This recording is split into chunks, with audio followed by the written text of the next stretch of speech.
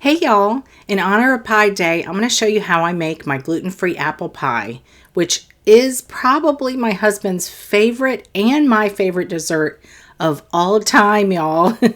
It's a deep dish apple pie, and when I say it's loaded with apples, I mean it is loaded with apples. Soft, cinnamony apples that are juicy and just sweet enough. And that crust, y'all, it is the only pie crust I will ever make again.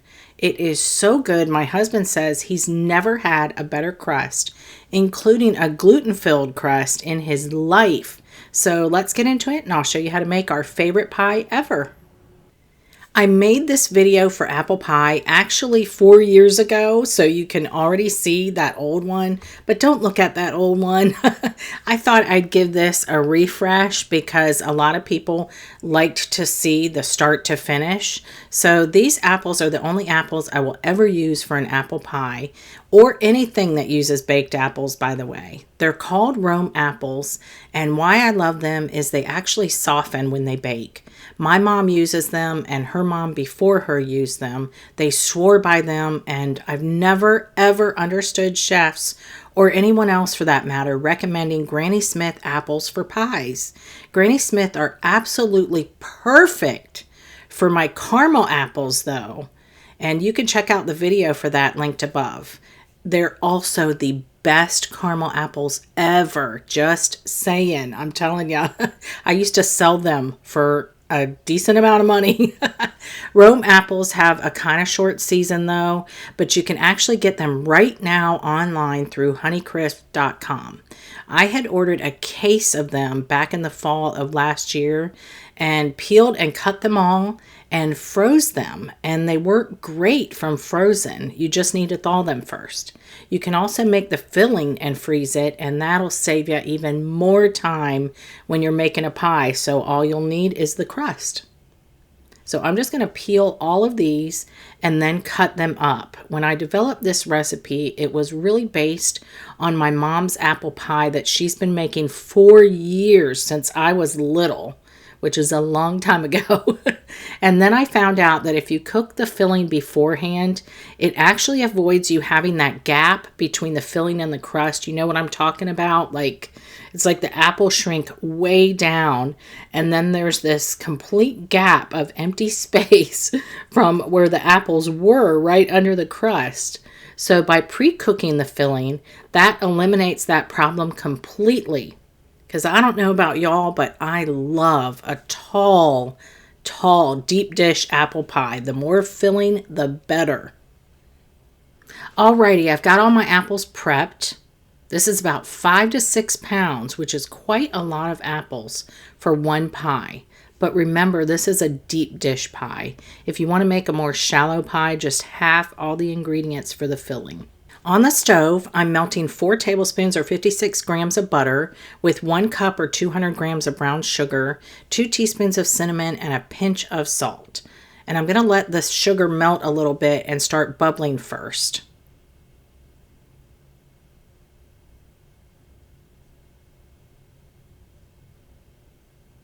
Then I'll add all of my apples in there. Now you need a pretty large pot for this because the apples start out, massive, and then they will cook down. So that's why I always use like a Dutch oven or even a stock pot.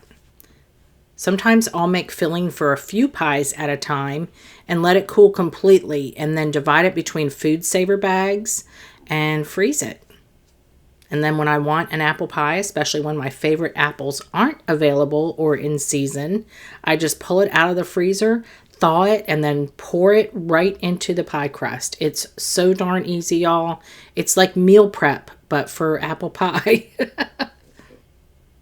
I'll just stir this around, and it'll take a little bit until the apples start releasing some of their juices and cooking down.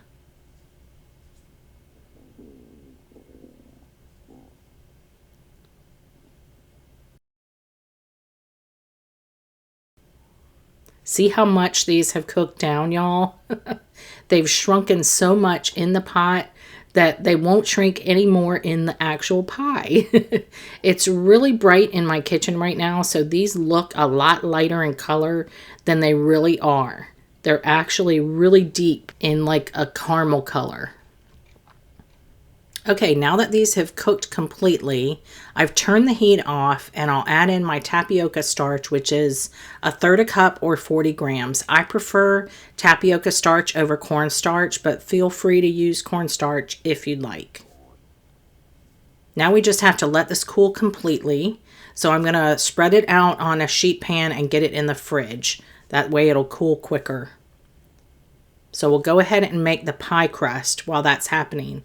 If you haven't seen my extensive pie crust video, check it out above. I've got several different ways to make the pie crust. In this instance, I'm using my food processor, but like I said, there are other options, so check out the video above for that. I've got 3 cups or 420 grams of my gluten-free all-purpose flour blend, as well as 1 teaspoon of salt, and I'm adding in 3 sticks or 339 grams of butter that's very cold and cubed up into pretty large cubes. I want to start them large because with the food processor, they're going to break down even more. And I'll just pulse this about 7 times or so until the butter is broken up into pieces that are big and small, like this. Now my pie crust uses an egg, which is unconventional, but once you try it, you'll never want to go back to anything else. Especially for gluten-free pie crust, it really helps to hold everything together. So I'm just going to whisk up this egg with 1 tablespoon of white vinegar, and I'll just dump this in there and pulse it again 6 or 7 times.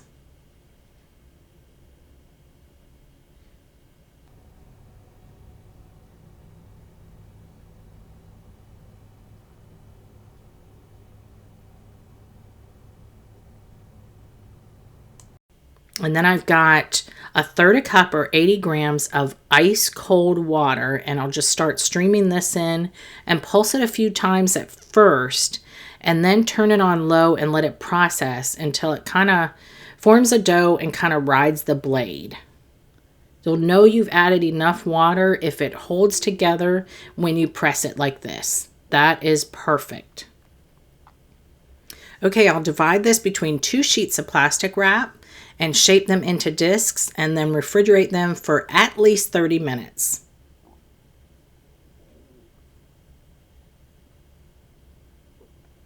Okay, this is one I already had in the fridge, and I'll just roll out my bottom crust. And I constantly move it and flour it as needed, including my rolling pin.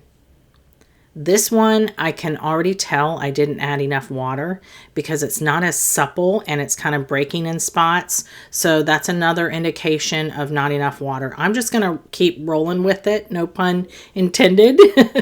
But you could actually brush it with water to help it soak up a little more if you felt like you didn't add enough.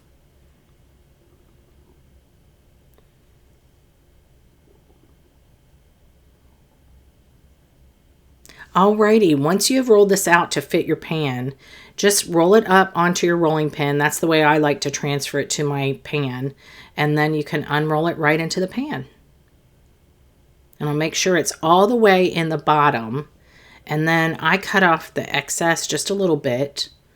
And then I'll refrigerate this while I roll out the top crust.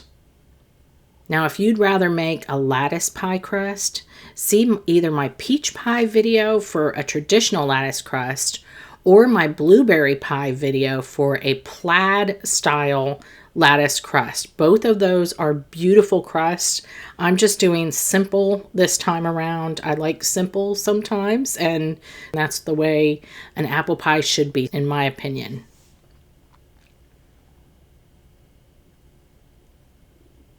All right, I've got my cooled filling. See how much deeper in color it is? This was actually in my fridge for a while, so it's pretty cold. And I'll just pile this up in here and mount it up in the center. And then I'll unroll the top crust right onto it. And this crust, the crust recipe always makes more than you need. So just trim away the extra here, leaving just enough, maybe like a 1/2 inch around the sides so that you can tuck that under the bottom crust. You can gather these scraps and make a single pie crust with them, actually, or do what my mom used to do and make pie crust scraps with cinnamon and sugar. I'm sure everybody's mom used to do that, right? Or something similar. I've seen where people do like pie crust roll-ups where they roll them up like a cinnamon roll and then cut them. I'll just tuck the top crust under the bottom crust. And my bottom crust is a little bit too firm because it was in the fridge for quite a while. So it's a little more difficult for me to do this, but you shouldn't have this problem because you won't be trying to create a video and setting up cameras everywhere. And I'm not real fancy when it comes to apple pies, like I said. I feel like rustic, it's how they're supposed to be. So I'm just going to do a simple crimp around the edges and call it a day. Then I'll just cut some slits in the top, but naturally for the video, I completely forgot that I was going to brush the top with heavy cream first. Normally I do that first and then cut the slits so they don't get sealed together, but you get the point. I always like to use cream for my top crust.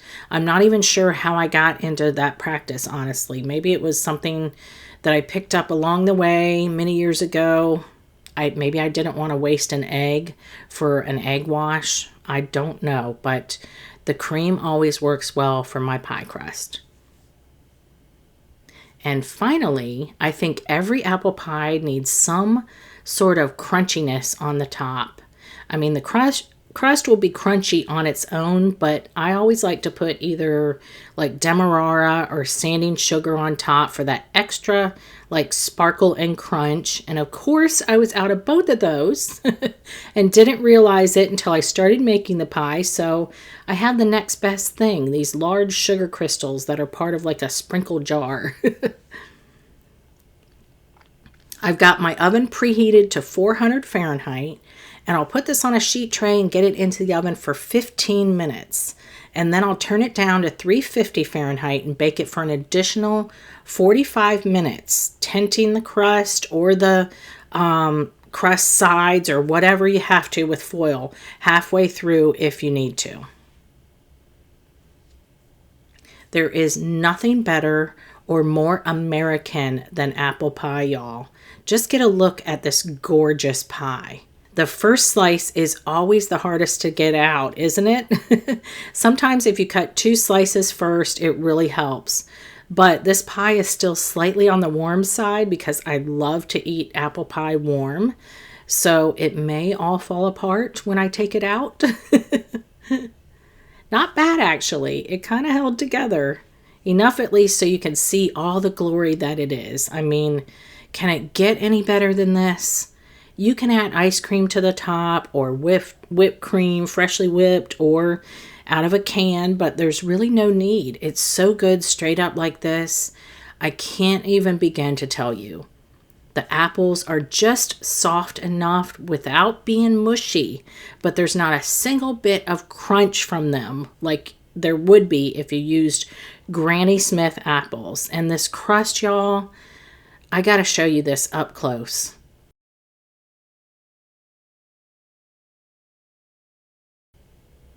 If I can just get my camera to focus. There, can you see that? All those flaky layers. You seriously won't know it's gluten-free, y'all. Make it for Pie Day. You can thank me later. Enjoy!